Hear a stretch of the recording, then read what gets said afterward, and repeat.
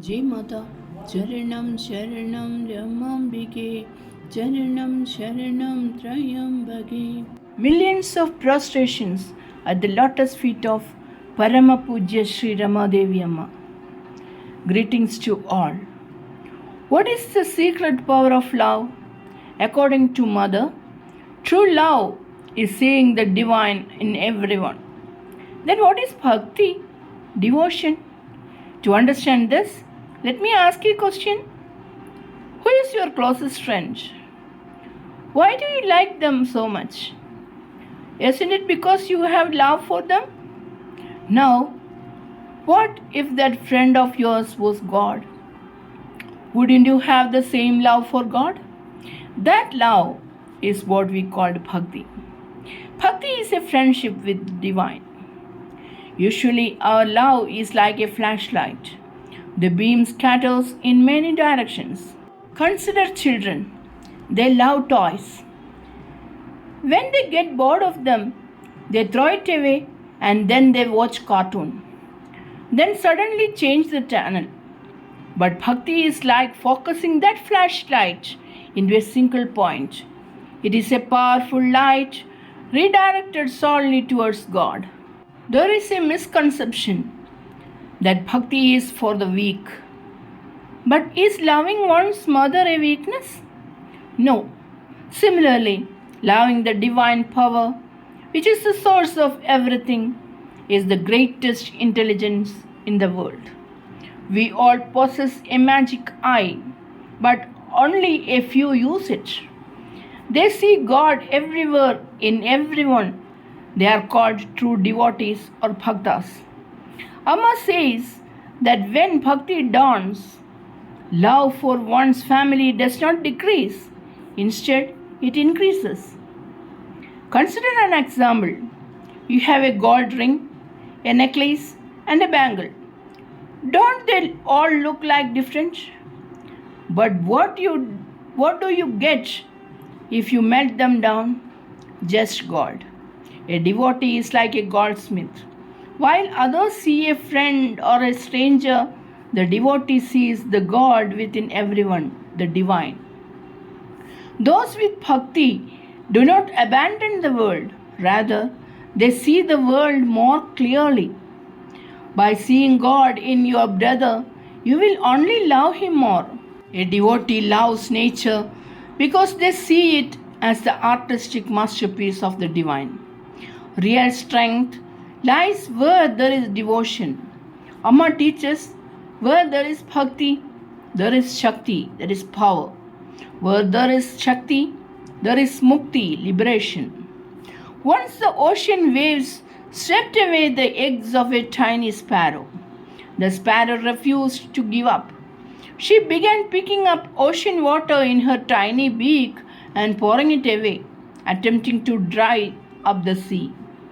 The world laughed at her, but her love for her eggs drove her to such a firm resolve.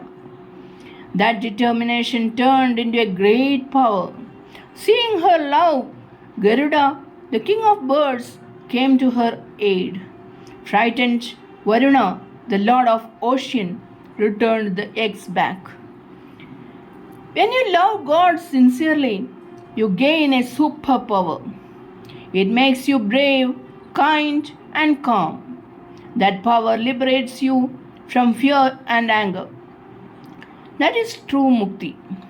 In bhakti, the sense of I or ego vanishes. For a devotee, only God exists.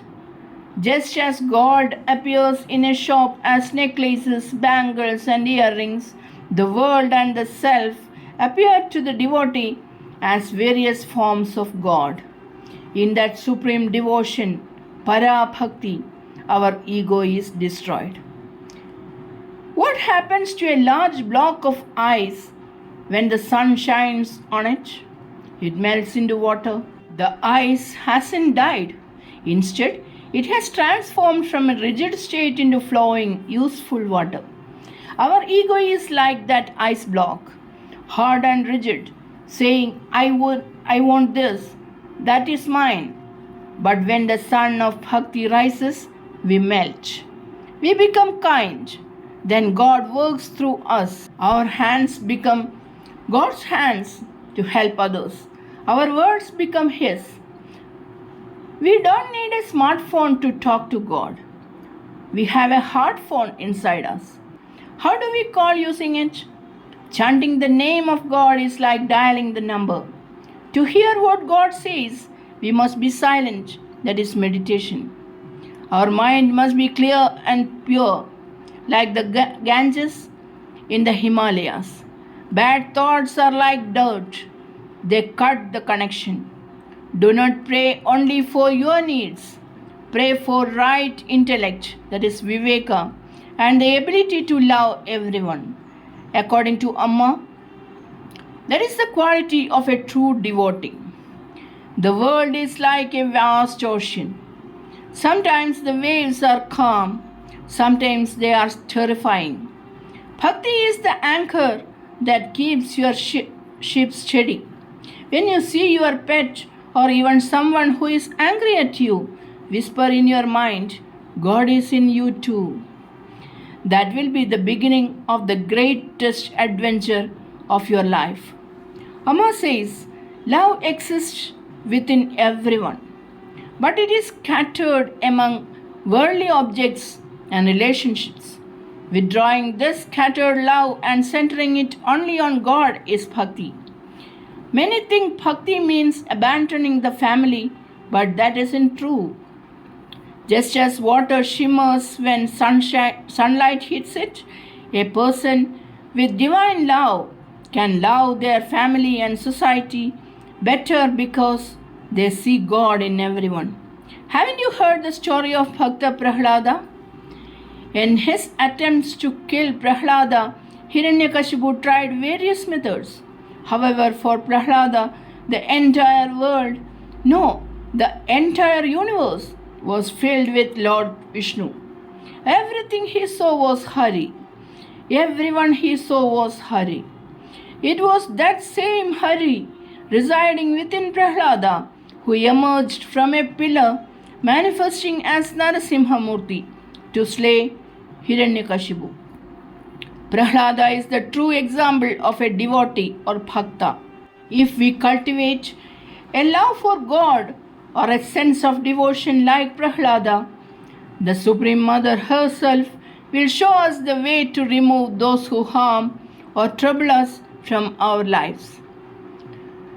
Devotion or bhakti makes the transition from fear to unwavering faith.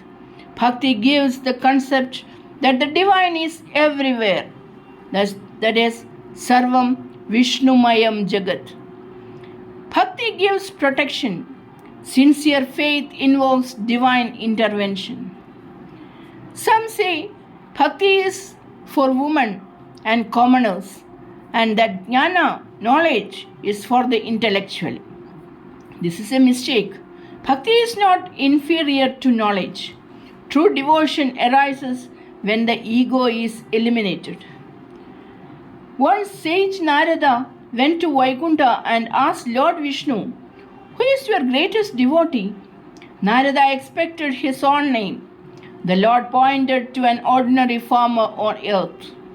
Narada observed him. The farmer said, Narayana, once when he woke up, then went to work. He said it once more when he returned in the evening. Narada laughed. Is this great devotion? The Lord gave Narada a bowl full of oil to the brim and said, Go around the world without spilling a drop. Narada returned with extreme focus, not spilling a drop. The Lord asked, How many times did you remember me during the journey? Narada replied, I was focused on not spilling the oil. I didn't have time to remember you. The Lord said, Look, Narada, that farmer carries the heavy oil bowl of life's burdens on his head, yet he remembers me twice a day. That is true bhakti. Our minds must become pure. Only when the dirt of lust, anger, and greed is removed will the spring of bhakti flow. This is possible only through chanting, japa, meditation, and good deeds. A devotee does not get angry. To one who sees the whole world as the form of their friend, the divine, whom can they be angry with? Bhakti and jnana are not separate. When you reach the top of the mountain, everything becomes one. Our life ship needs the anchor of God. Worldly pleasures are temporary, but divine love is eternal. Through selfless love, we can experience that supreme bliss. Thank you. Jai Mata. Charanam Sharanam Ramambige Charanam Sharanam Trayambage Sarvam Jamambigarpanamastu.